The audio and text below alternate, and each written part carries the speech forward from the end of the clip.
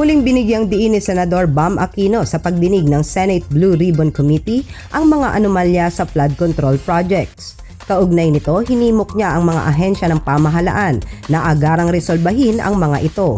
Ayon kay Aquino, hindi nakakalimutan ng publiko ang issue dahil sa patuloy na pagbaha tuwing tag-ulan.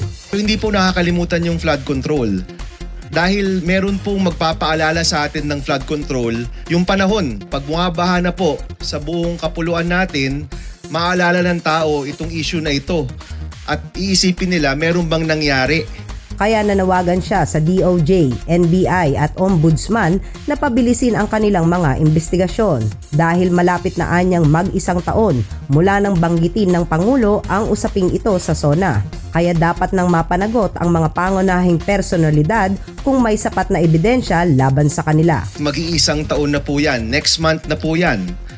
So wag na ho nating paubutin ng isang taon na yung pinakamalalaking isda ay hindi po nahuhuli.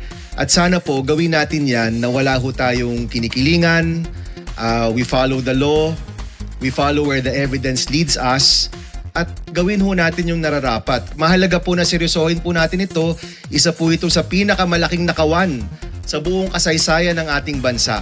Muli rin niyang hinikayat ang 18 bodyguards na humarap sa mga susunod na pagdinig dahil mahalagaan niyang marinig ang kanilang testimonya upang malinawan ang mga isyong iniimbestigahan.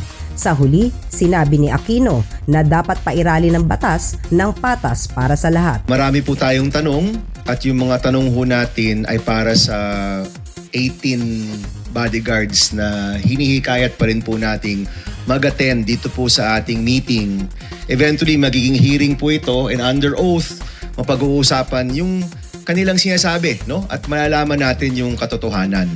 Ako po ang inyong kaibigan, Clarissa de Guzman para sa Balitang Unang Sigaw.